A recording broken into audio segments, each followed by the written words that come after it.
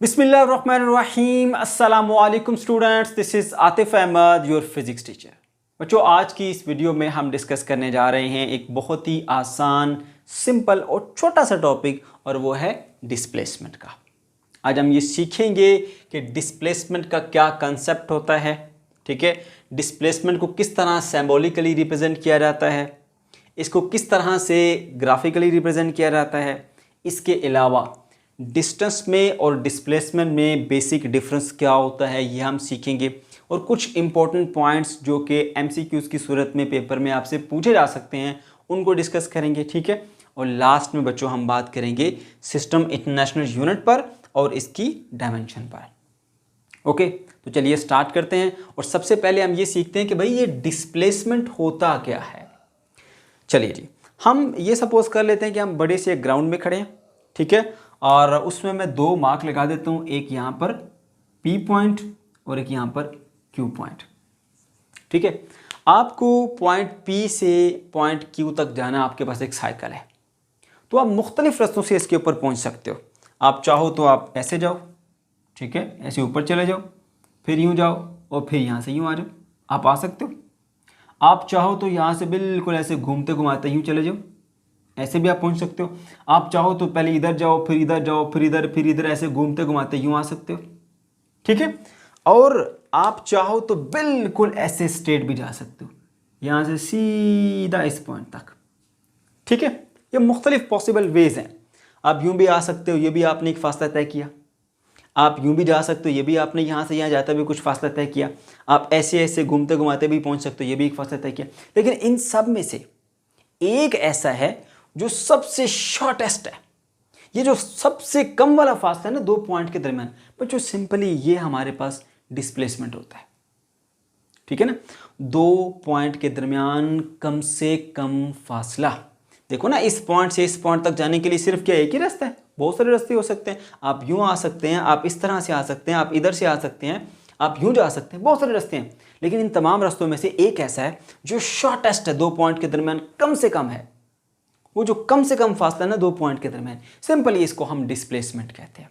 और इसको हम यूं डिफाइन करेंगे। देखिए, हेडिंग लगाइए डिस्प्लेसमेंट की और लिखिए displacement is the shortest distance between the two point. दो पॉइंट के दरमियान कम से कम फासले को हम डिस्प्लेसमेंट कहते हैं। ओके, चलिए आगे बढ़ते हैं। अब बच्चों, हम इसको किस तरह से सिंबॉलिकली रिप्रेजेंट करते हैं, ये चीज़ हमने सीखनी है। सिंबॉलिकली रिप्रेजेंटेशन का मतलब है भाई, आप जब इसको लिखते हो किसी न किसी सैम्बल से रिप्रेजेंट करते हो ना, जैसे टाइम के लिए हम T यूज़ करते हैं, वैसे डिस्प्लेसमेंट के लिए कौन कौन से हम जो है वो सैम्बल यूज़ कर सकते हैं, तो बहुत सारे हैं। आप डेल्टा एक्स से भी इसको रिप्रेजेंट कर सकते हैं, डेल्टा आर से रिप्रेजेंट कर सकते हैं, इसको डेल्टा एस से रिप्रेजेंट कर सकते हैं, डेल्टा एल से रिप्रेजेंट कर सकते हैं, डेल्टा डी से रिप्रेजेंट कर सकते हैं आप। ये बहुत सारे सैम्बल्स हैं आपके पास, ठीक है। ओके, ये तो बहुत आसान और सिंपल सा था। अब हम आ जाते हैं जी इसकी ग्राफिकल रिप्रेजेंटेशन पर, ठीक है, कि डिस्प्लेसमेंट को आप ग्राफिकली किस तरह से रिप्रेजेंट करेंगे।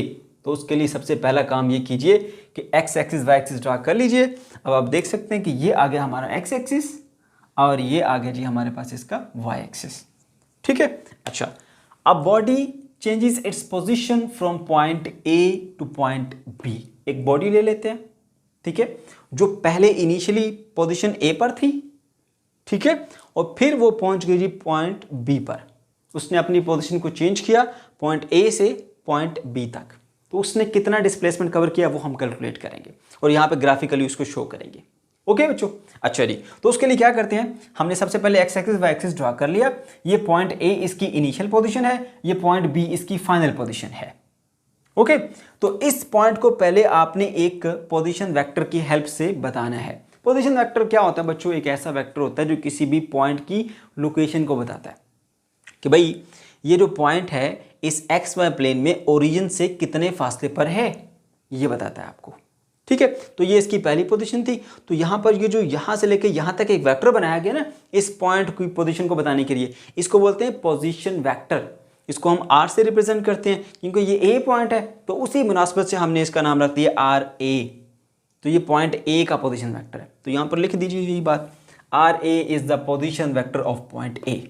इसी तरह से अब वो यहाँ पर था और उसने पोजीशन चेंज की और एक नई पोजीशन पर आ गया बी पर, ठीक है। अब इसका भी पोजीशन वेक्टर निकाल लीजिए। पोजीशन वेक्टर क्या होता है, मैंने बताया कि ओरिजिन से उस पॉइंट तक आपने एक वेक्टर ड्रा करना है। वो क्या बताता है, वो उस पॉइंट की लोकेशन के बारे में बताता है।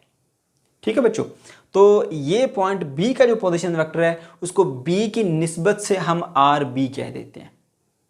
ठीक, ओके, तो ये पॉइंट भी यहां पर लिख दीजिए, R B is the position vector of point B drawn from the origin, जो कि हमने ओरिजिन से ड्रा की। ए को भी ओरिजिन से ड्रा किया था, बी को भी ओरिजिन से ही ड्रा किया था। पोजीशन वेक्टर को ओरिजिन से ड्रा करते हैं और उस पॉइंट तक लेके जाते हैं। ओके, अच्छा, अब डिस्प्लेसमेंट कहां से होगा, देखो ये इसकी इनिशियल पोजीशन थी और ये इसकी फाइनल पोजीशन। यहां से ये बॉडी यहां तक डिस्प्लेस हुई है। तो मैंने बताया था डिस्प्लेसमेंट असल में शॉर्टेस्ट डिस्टेंस होता है बिटवीन द टू पॉइंट। तो वो यहां से एक स्ट्रेट लाइन की सूरत में आप देख सकते हैं, ये आ गया हमारे पास डिस्प्लेसमेंट। ए से बी की जानिब है तो एरो का रुख हमने इस तरफ कर दिया, क्योंकि ये इसकी इनिशियल पोजीशन थी, ये इसकी फाइनल पोजीशन है। तो ए से बी तक पहुंचा तो ऐसे एरो बना दिया। इसको हमने यहां पे लिख दिया डेल्टा आर, डी भी लिख सकते हैं, लेकिन डेल्टा आर बुक के मुताबिक मैंने यहां पर लिख दिया। ठीक है, तो यही बात आप यहां पर बता दीजिए, delta R is the vector drawn from the point A to point B represents the displacement. ये रिप्रेजेंट करता है ये डिस्प्लेसमेंट को। तो क्या सीखा आपने, ग्राफिकल रिप्रेजेंटेशन में हमने ये देखना है, X axis Y axis draw कर लिया, ये इसका इनिशियल पॉइंट था। ठीक है, उसका पोजीशन वेक्टर बताओ। ठीक है, ताकि पता चले कि ये एक्स वाई प्लेन के अंदर इस पोजीशन पर ये पॉइंट है। ठीक है, पोजीशन वेक्टर के थ्रू। फिर उसका फाइनल पॉइंट बी है, उसका भी पोजीशन वेक्टर बना लो और बता दो ये चीज़ें, भाई ये इसका पोजीशन वेक्टर है, ये इसका पोजीशन वेक्टर है। अब ए से बी तक बॉडी गई है तो एक स्ट्रेट लाइन ऐसे दो पॉइंट के दरमियान ड्रा कर लो, तो ये आ गया हमारा डिस्प्लेसमेंट वाला वेक्टर। ठीक है, अच्छा, अब इसका फॉर्मूला हम कैसे बना के लिखेंगे, तो ध्यान से सुनिएगा, क्योंकि बहुत सारे बच्चों को ना इस पॉइंट पे थोड़ी सी कंफ्यूजन होती है, बाकी तो उनको आता है। ठीक है, तो मैं आपको पहले एक छोटा सा पॉइंट रिवाइज कराता हूँ। अगर आपके पास ये एक वेक्टर ए हो और एक वेक्टर बी, तो क्या करोगे, पहले बी की टेल को ए के हेड से ज्वाइन करते हो जब आप वेक्टर्स को ऐड करते हो। ऐसा ही है ना, head to tell, class 9th में सीखा था। ये ए वेक्टर और ये आगे बी वेक्टर, रिजल्टेंट कैसे निकालते हो, पहले वेक्टर की टेल से लेकर आखिरी वेक्टर के हेड तक आपका रिजल्टेंट होता है। तो ये आ गया आपके पास रिजल्टेंट। तो रिजल्टेंट को कैसे लिखते हो आप, R is equal to vector A plus vector B, ऐसे लिखते हो ना। अब जरा ध्यान से बात सुनना, ये है आपका रिजल्टेंट, ये वेक्टर ए और ये वेक्टर बी। ये देखें, ये पहला वेक्टर, ये दूसरा वेक्टर, और ये पहले की टेल से आखिरी के हेड तक हमारे पास रिजल्टेंट आ गया। उसको यूँ लिखा, R is equal to A vector plus B vector. अब अगर मैं ऐसा करना चाहूँ यहाँ पर कि वेक्टर बी की वैल्यू क्या है, वेक्टर बी की वैल्यू क्या है, तो इसी फार्मूले में से ए वेक्टर को इधर ले आऊँगा, R minus A is equal to B vector, ऐसा आ जाएगा। बच्चों ये वाले स्टेप्स जो है वो यहाँ पर हमने रिवाइज किया। कैसे, मैं बताता हूँ। देखो, सेम टू सेम वैसी सिचुएशन है। यहाँ पर वेक्टर ए है, यहाँ पर वेक्टर आर ए है, यहाँ पर वेक्टर बी है, यहाँ उसकी जगह पे डेल्टा आर। ये देखो, पहला वेक्टर दूसरा वेक्टर, जो यहाँ पर था पहला वेक्टर दूसरा वेक्टर। तो जो रिजल्टेंट होता है ना, वो पहले वेक्टर की टेल और आखिरी वेक्टर के हेड पर होता है। और रिजल्टेंट की ये निशानी भी है कि रिजल्टेंट की टेल दूसरे वेक्टर की टेल से मिली होती है और रिजल्टेंट का हेड दूसरे वेक्टर के हेड से मिला होता है। तो ये रिजल्टेंट है और ये दो वेक्टर उसके प्लस होकर जिससे मिला हमें रिजल्टेंट। तो सेम सिचुएशन यहाँ पर देखो, ये पहला वेक्टर, ये दूसरा वेक्टर, ये देखो, अब ये हमारा रिजल्टेंट बनता है इसके अकॉर्डिंगली। इसकी टेल से जुड़ी है और इसका हेड इसके हेड से जुड़ा है। तो ये है निशानी रिजल्टेंट की। तो पता चला कि ये रिजल्टेंट है, तो लिखा R B is equal to this vector plus this vector. तो लिख दिया हमने R A plus delta R. Same to same जैसी सिचुएशन ये थी। अगर आपको ये समझ आ रहा है तो ये फौरन से आपको समझ आ जाना चाहिए, क्योंकि मैंने इसके साथ बिल्कुल सिमिलर सिचुएशन बना दी है। सही है। अच्छा, फिर क्या किया आपने जी, आपने लिख दिया this resultant vector is equal to this vector plus this vector, वैसे ही लिख दिया मैंने। लेकिन हमें तो वैल्यू निकालनी है डिस्प्लेसमेंट की, हमें फार्मूला बनाना है डिस्प्लेसमेंट के लिए। तो हम क्या करेंगे, इसको डेल्टा आर को इधर ही रखेंगे, आर ए को इधर जाकर माइनस कर देंगे। तो देख सकते हैं आप R B minus R A is equal to delta R. तो ये वो डायरेक्ट फार्मूला है जो आपकी बुक में लिखा हुआ है। ये बच्चों इसके ऊपर head to tail rule apply करने के बाद मिला। मैं एक बार फिर से बता देता हूँ। देख लीजिए, आपको पता है कि अगर एक वेक्टर और ए है और दूसरा बी है, दोनों को आपने प्लस करना है। ये पहला वेक्टर आ गया, ठीक है। अब दूसरा वेक्टर इस तरह जोड़ते हैं कि उसकी टेल पहले के हेड से जुड़े। तो ये देख सकते हैं दूसरे की टेल पहले के हेड से जुड़ी। अब रिजल्टेंट जो है वो आपका पहले वेक्टर की टेल से आखिरी वेक्टर के हेड तक होता है। और रिजल्टेंट की ये निशानी होती है कि उसकी टेल दूसरे वेक्टर की टेल से मिली होती है और उसका हेड दूसरे वेक्टर के हेड से मिला होता है। ये देख लो, टेल से टेल और हेड से हेड, ये रिजल्टेंट है। और ये दो वेक्टर हैं जिनका ये रिजल्टेंट है। तो resultant is equal to this vector plus this vector. Same situation यहाँ पे अप्लाई कर लो। देखो, ये पहला वेक्टर, ये उसकी हेड, और दूसरे वेक्टर की ये टेल जहाँ जुड़ी हुई है। पहला वेक्टर, ये दूसरा वेक्टर। तो इस केस के अंदर ये रिजल्टेंट बनता है। क्यों? आप देख लो रिजल्टेंट की निशानी जो मैंने बताई है, टेल से टेल, हेड से हेड, ये रिजल्टेंट है और ये दो वेक्टर जिनका सम करके ये रिजल्टेंट मिला, तो लिख दिया R B resultant is equal to R A plus delta R. हमें वैल्यू चाहिए आर डेल्टा आर की, तो इधर आके ये माइनस हो जाएगा, तो delta R is equal to R B minus R A. ये था इसका आसान सा सिंपल सा वेक्टर रिप्रेजेंटेशन। ओके, अब उसके बाद कुछ इंपॉर्टेंट पॉइंट्स डिस्कस कर लेते हैं जो कि पेपर में आपसे पूछे जा सकते हैं। ठीक है, उसमें नंबर 1 पे आ जाता है displacement is a vector quantity. ये जो डिस्प्लेसमेंट है ना, ये एक वेक्टर क्वांटिटी है। इसका मैग्नीट्यूड भी होता है, इसकी डायरेक्शन भी होती है। ठीक है ना, ये बात याद रखनी है आपने। Okay, magnitude of the displacement is the shortest distance between initial and final point. अब देखो ये हमारे पास एक वेक्टर है ना, तो वेक्टर के पास मैग्नीट्यूड भी होता है, डायरेक्शन भी होती है। ठीक है, अच्छा अब अगर इसका आप मैग्नीट्यूड निकालना चाह रहे हो तो वो जो दो पॉइंट हैं, एक ए और एक पॉइंट बी, इनके दरमियान जो कम से कम फासला, या यूं कह लीजिए कि इन दो पॉइंट के दरमियान जो आपके पास लेंथ है ना, लेंथ ऑफ द पाथ, वो इसका डिस्प्लेसमेंट होता है। दो पॉइंट के दरमियान जो आपके पास फासला है, उसकी लंबाई आपके पास जो है वो इसका मैग्नीट्यूड होती है।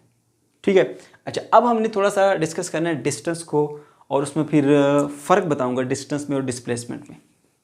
बच्चों ये जो डिस्टेंस होता है ना, वो दो पॉइंट के दरमियान कोई भी जो पाथ है ना, उसकी लेंथ होती है, length of a path between the two point. भाई आप जो भी रास्ता इस्तेमाल करते हो एक पॉइंट से दूसरे पॉइंट तक जाते हुए, उस रास्ते की लंबाई क्या है? डिस्टेंस है। इसमें कोई रूल रेगुलेशन नहीं होता भाई शॉर्ट होना चाहिए, लॉन्ग होना चाहिए। जो भी रास्ता आप इस्तेमाल करते हो एक पॉइंट से दूसरे पॉइंट तक जाने के लिए, उसकी जो लंबाई है, length of the path between the two point, वो आपके पास डिस्टेंस होता है। ठीक है, तो यहां पे आप देख सकते हैं the length of the actual path transversed by the body in motion is called distance. ठीक है, दो पॉइंट के दरमियान, यानी एक पॉइंट से दूसरे पॉइंट तक जाने के लिए जो भी एक्चुअल पाथ उसने फॉलो किया है, ठीक है, उसकी लंबाई, length of the actual path between the two point, बस बात खत्म। Length of the actual path between the two point, clear हुई बात? तो उसको हम सिंपली डिस्टेंस कहेंगे। अब मैं आपको थोड़ा सा इनमें फ़र्क बता देता हूँ, डिस्टेंस में और डिस्प्लेसमेंट में, और एक दो और कंसेप्चुअल पॉइंट आपके साथ डिस्कस करूँगा। ठीक है, देखिए एक एग्जाम्पल से इसको समझते हैं। हम एक बॉडी लेते हैं, a body is moving in a circular path. एक बॉडी सर्कुलर पाथ में मूव कर रही है, ये हमारा वो सर्कुलर पाथ है। ठीक है, ऑफ रेडियस 1 मीटर। इस सर्कुलर पाथ का जो है ना, यानी सर्कल का हिस्सा ये आप देख सकते हैं सर्कल बना हुआ है, इस सर्कल का जो रेडियस है वो 1 मीटर है। ठीक है, 1 मीटर इसका रेडियस है, और बॉडी जो है वो एक पॉइंट ए से पॉइंट बी तक जाती है as shown in the figure. अब ये जो पॉइंट है ना, यहाँ से लेकर यहाँ तक, ये समझिए हमारे पास एक हाफ सर्कल है। यहाँ से लेकर यहाँ तक क्या हमारे पास ये हाफ सर्कल है।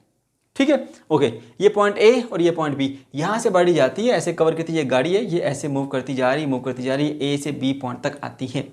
ठीक है, तो अब हमने देखना है यहाँ पर कि इसका डिस्टेंस कितना कवर हुआ और इसका डिस्प्लेसमेंट कितना कवर हुआ। अब डिस्प्लेसमेंट कहते हैं shortest distance between the two point, दो पॉइंट के दरमियान कम से कम फासला, और वो हमेशा एक स्ट्रेट लाइन से ही निकाल सकते हैं आप। ठीक है, तो ये पॉइंट ए और ये पॉइंट बी, तो ए से पॉइंट बी तक बिल्कुल स्ट्रेट लाइन में जो है ना हमारे पास ये जो लेंथ है, ये आ गई हमारे पास डिस्प्लेसमेंट। अब इसके मुताबिक क्योंकि इसका रेडियस था 1 मीटर यहाँ तक, ठीक है, तो एक सर्कुलर पाथ है ये, तो ये असल में देखा जाए तो फिर ये इस सर्कल का डायमीटर बनता है। ठीक है, तो डायमीटर कैसे बनता है जी? R plus R diameter. अब यहाँ से यहाँ तक है इसका रेडियस 1 मीटर, ये भी रेडियस है, ये भी 1 मीटर होगा, तो 1 मीटर प्लस 1 मीटर हमारे पास 2 मीटर का डिस्प्लेसमेंट आ गया। तो अगर हम डिस्प्लेसमेंट की बात करेंगे तो ये 2 मीटर का डिस्प्लेसमेंट है। ओके, फिर बात कर लेते हैं डिस्टेंस की, कि डिस्टेंस कितना कवर किया है इसने। तो डिस्टेंस मैंने बताया था कि जो भी पाथ एक पॉइंट से दूसरे पॉइंट तक जाते हुए बॉडी ने जो है वो फॉलो किया, ठीक है, उस पाथ की लंबाई जो है, उस पाथ की लंबाई को हम डिस्टेंस कहते हैं। तो देखो यहां से बॉडी यूं गई है, ऐसे घूमते घूमते यहां से यहां तक आई है इस सर्कुलर पाथ के ऊपर। अब ये कितना फासला बनता है, इसको कैलकुलेट करना है। देखो ये एक सर्कल के पाथ के ऊपर यूं चल रही है, अगर ये पूरा पूरा सर्कल ऐसे कंप्लीट करती तो ये सर्कल के सरकमफेरेंस के बराबर फासला तय करती, क्योंकि एक सर्कल की जो लेंथ होती है ना, इस तरह से लेंथ, उसको सरकमफेरेंस कहते हैं। मगर ये पूरा तो नहीं घूमी, ये तो आधा सर्कल तक चली है, आधा सर्कल क्यों चली है, तो पूरा सरकमफेरेंस कंसीडर नहीं करेंगे, हाफ सरकमफेरेंस कंसीडर करेंगे। ठीक है, तो इसने जो डिस्टेंस कवर किया वो हाफ ऑफ द सरकमफेरेंस है। हाफ को 1/2 कहते हैं। सरकमफेरेंस का फॉर्मूला होता है 2 पाई आर, 2 से कट जाएगा तो पाई आर आ गया। पाई की वैल्यू होती है 3.14 और रेडियस कितना था इसका 1 मीटर। तो 3.14 को जब 1 से मल्टीप्लाई करेंगे तो आपको 3.14 ही मिलेगा। तो देख लो इस पॉइंट से इस पॉइंट तक जाते हुए जो डिस्प्लेसमेंट कवर हुआ वो 2 मीटर है, लेकिन जो डिस्टेंस कवर हुआ वो 3.14 मीटर, जो कि उससे ज़्यादा है। समझ गए? तो यहाँ से आपको फर्क पता चल गया होगा कि डिस्टेंस और चीज़ होती है, डिस्प्लेसमेंट और चीज़ होती है। ठीक है, और एक और चीज़ आपने सीखी कि जो डिस्टेंस की वैल्यू है वो डिस्प्लेसमेंट से ज़्यादा है। ठीक हो गया? अच्छा, इसीलिए हमने एक पॉइंट यहाँ पर लिखा है, distance is always greater than or equal to displacement. जो डिस्टेंस होता है ना वो हमेशा या तो डिस्प्लेसमेंट के इक्वल होता है या डिस्प्लेसमेंट से बड़ा होता है, ये कभी भी उससे छोटा नहीं हो सकता। डिस्टेंस हमेशा डिस्प्लेसमेंट से बड़ा होगा या उसके इक्वल होगा। बात समझ गए? ओके। उसके बाद एक और point, distance is a scalar quantity. हमने डिस्प्लेसमेंट की बात की थी, वो एक वेक्टर क्वांटिटी, उसकी डायरेक्शन भी होती है।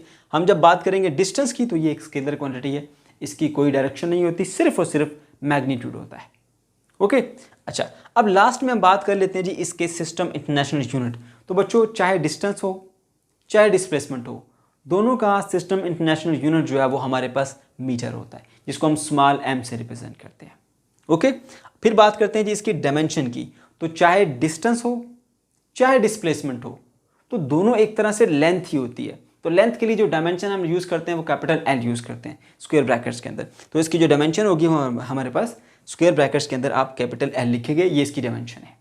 ओके। तो बच्चों ये था हमारा आज का टॉपिक। अगर आपको कोई कन्फ्यूजन है या किसी किस्म का कोई प्रॉब्लम है तो कमेंट सेक्शन के अंदर आप ज़रूर पूछ सकते हैं। अल्लाह हाफिज़।